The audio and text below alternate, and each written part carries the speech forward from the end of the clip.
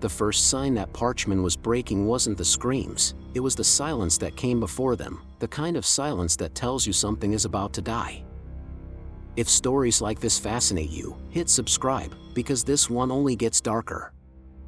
By the winter of 2019, Mississippi State Penitentiary, Parchman, was already a place most inmates feared more than their own sentences.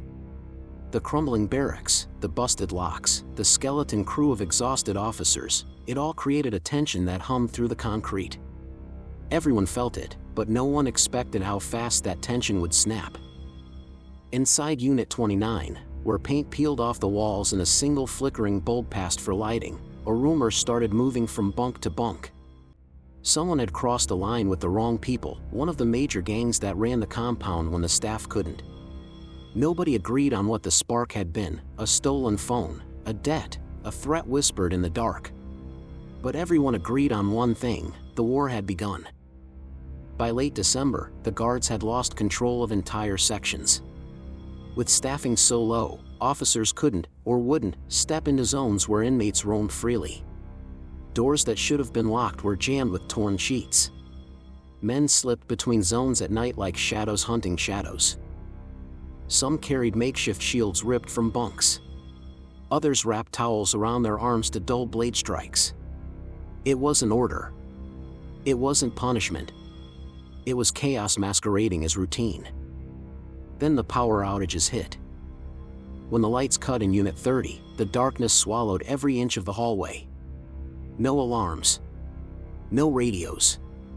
Just the sound of boots running, metal clashing, and a single shout that ricocheted across the unit before dissolving into panic. Inmates tried barricading themselves using mattresses and lockers, hoping whatever was happening down the tier wouldn't reach them. But Parchman's buildings were old and broken, the kind of broken that didn't care who lived or died inside. Phones hidden in ceiling tiles lit up with shaky, terrified recordings. Some men begged for help. Others filmed the chaos like proof for a future no one was sure they'd reach. Outside the walls, families shared the videos, praying someone in power would listen. Officials downplayed everything at first. Isolated incidents, they said. Under control. But inside the prison, the inmates could see the truth with their own eyes. The place was collapsing, and nobody was coming to stop it. On New Year's Eve, the violence surged again. A group pushed through an unsecured zone and overtook a row of cells that didn't belong to them. Men scrambled to escape. Others armed themselves. Every minute felt like a countdown to something worse. And that countdown finally ended when an officer, standing at the threshold of a pitch-black hallway, whispered into his radio, "We've lost the unit." What he didn't know was that the situation was already far beyond that point, and the next discovery would expose just how deep the breakdown truly ran. Long before the first body was found, everyone inside Parchman understood one truth: the gangs weren't operating in the shadows, they were running the place in plain sight. For years, officers rotated in and out so quickly that inmates joked the guards needed supervision more than they did. Some units went hours without a single staff member stepping inside. In that vacuum, alliances became currency. Territory meant survival. And the men who controlled the hallways weren't the ones wearing badges. During the height of the 2019 to 2020 crisis, each gang staked claim over a different stretch of concrete. One controlled shower access. Another controlled phones. Another decided who could step into the common area without being surrounded. The balance of power changed daily, sometimes hourly, depending on who outnumbered whom. But beneath that chaos was an even deeper layer, one almost no one outside the walls understood. There were deals. Agreements. Silent arrangements that allowed some men to move freely when others could barely breathe without permission. Some inmates claimed certain officers looked the other way, choosing peace over confrontation. Others swore corruption ran deeper, that the system relied on hardened inmates to keep the younger ones in check. At Parchman, truth scattered like broken glass, visible, but too dangerous to grab. As the holiday weeks passed, tension sharpened. Inmates couldn't sleep. Even breathing too loudly after dark felt risky. And when the lockdowns tightened, desperation began to reshape everything. One inmate later said the worst part wasn't the violence, it was knowing the violence could come from any direction, for any reason, and no one in authority had the power to stop it. A few days into January, a man in Unit 29 discovered something he wasn't supposed to see. Not a weapon. Not a body. Something far more revealing. A door that was officially broken wasn't broken at all. It was unlocked from the outside. He tested it. It opened smoothly, silently. And behind that door, he found access to a hallway that should have been secure. A hallway that connected two rival-controlled zones. No officer had repaired it. And no officer had logged it. Someone had left it like that. When word spread, it set off a storm of suspicion. Some inmates believed it was an oversight. Others believed it was a setup, a pressure valve meant to let the gangs sort themselves out. A few whispered that someone on the outside needed a particular inmate gone, and chaos made a perfect cover. Rumors mutated into fear.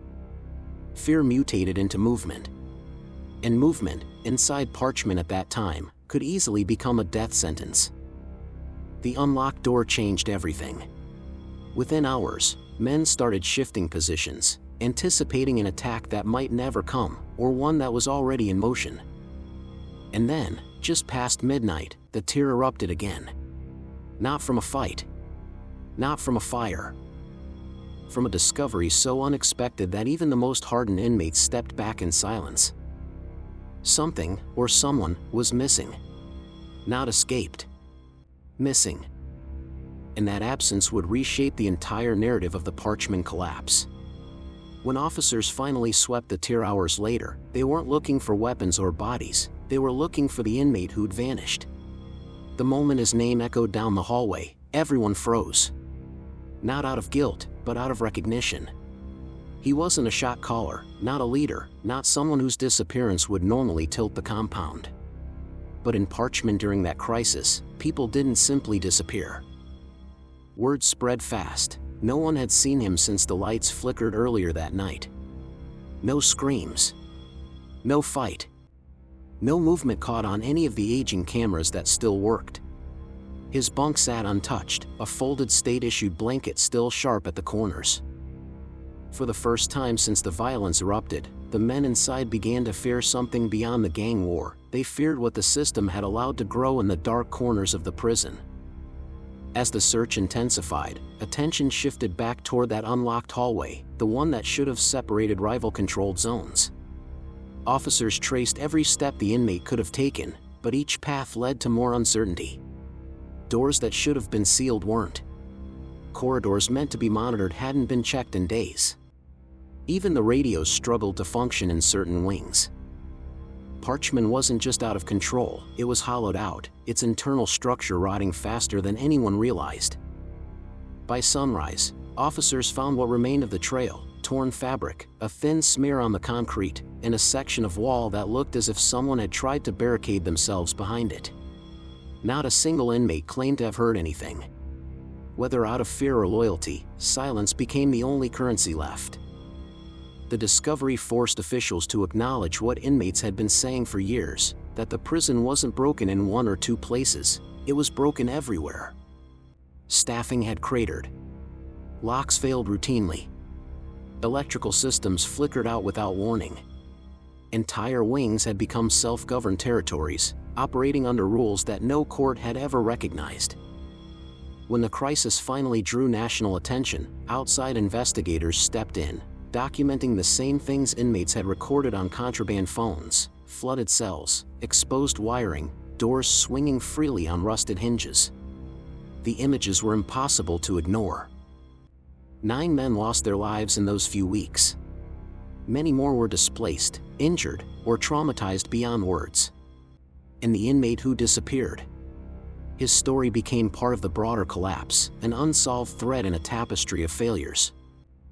In the aftermath, Parchman faced lawsuits, federal scrutiny, and public outrage. Some units shut down. Reforms were promised. Leadership changed. But the men who lived through those nights understood the deeper truth: you can repair buildings, hire new staff, install new cameras, and repaint old walls, yet the memory of chaos doesn't wash off. Because once a prison loses control, even for a moment, that memory becomes part of its foundation. It lingers in every corridor, every bunk, every echoing footstep. And for the people inside, it changes the meaning of survival itself. If you think this story was intense, the next one will leave you speechless. Subscribe for more true crime stories that'll keep you on the edge of your seat.